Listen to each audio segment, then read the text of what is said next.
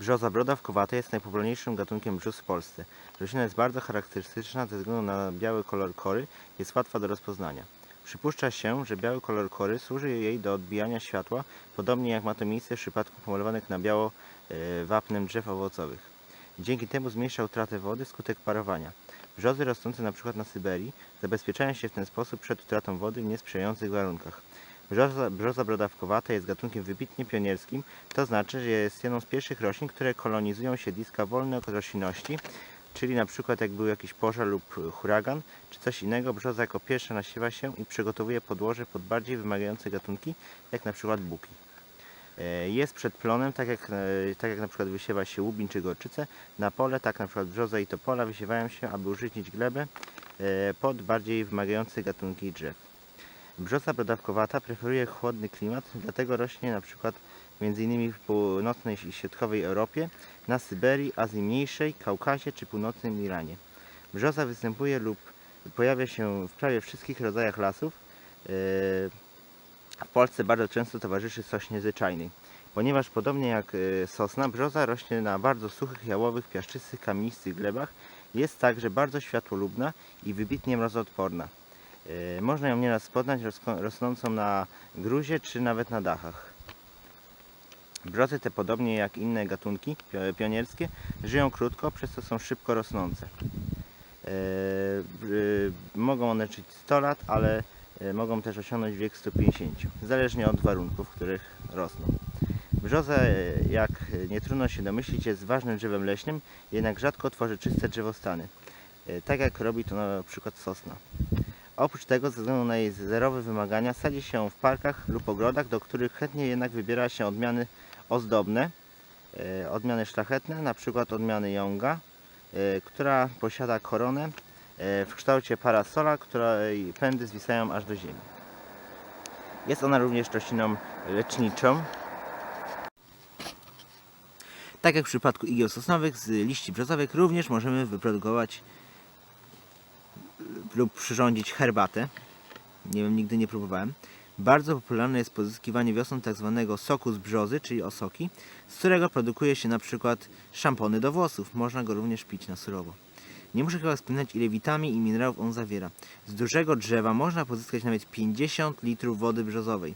Brzoza należy do drzew średniej wielkości, dorasta ona do 20-25 metrów wysokości lub nawet do 33. W zależności to od stanowiska. Charakterystyczną cechą są gałęzie zwieszające się pionowo, tak jak u wierzby płaczącej. Oczywiście dotyczy to tylko dorosłych drzew. Jeśli chodzi o korzenie, to im bardziej piaszczyste jest podłoże, tym korzeń będzie głębszy, jak można się domyślić. Jeśli podłoże jest glenne, będzie korzenić się płytko. Dalej, kora jak na początku jest brunatna, później staje się ona biała. Dotyczy to zarówno pnia, jak i gałęzi. I teraz ważna cecha, która odróżnia brzozę brodawkowatą od innych brzus. To, że na dolnej części pnia jest ona głęboko spękana. Już Wam pokazuję. Tak wygląda kora w dolnej części pnia u starego drzewa. To było akurat martwe drzewo. Nie zrywałem z żywego. Jak widzicie, ona ma bardzo głębokie spękania, których nie ma żadna inna brzoza. Bynajmniej z rodzimych.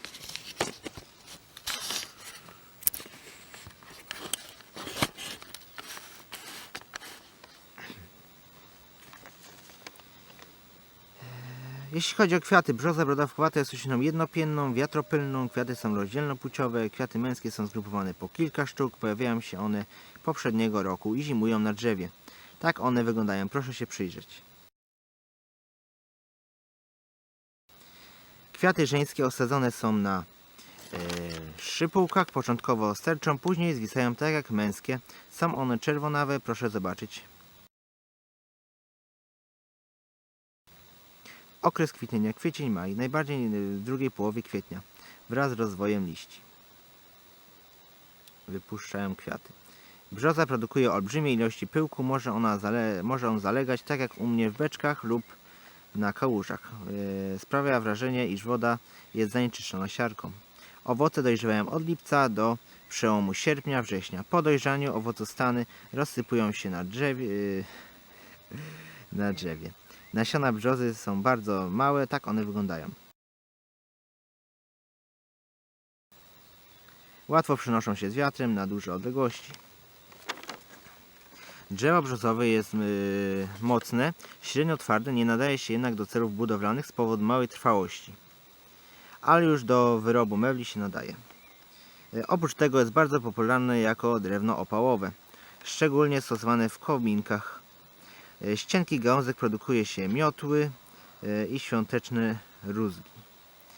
Dawniej wykorzystywano w cudzysłowie jako magiczne różdżki, którymi ozdabiano izby i ołtarze. Stosowano je także w leczeniu chorób i skórnych, odleżeń, oparzeń, otruć, a liście utarte sadłem miały być skuteczne na świerzb i liszaje. Tak więc, jeśli dowiedzieliście się czegoś ciekawego, i możecie zostawić łapkę w górę i napisać komentarz pod tym filmem. Jeśli jeszcze przejdziemy się i pokażę Wam, jak brzoza jest gatunkiem wybitnie pionierskim. Zobaczcie. Tutaj mamy już jedną sadzonkę. Tutaj są kolejne. I tu jest ich pełno. Także dziękuję Wam bardzo za obejrzenie tego odcinka. Widzimy się w następnym. Do zobaczenia. Cześć.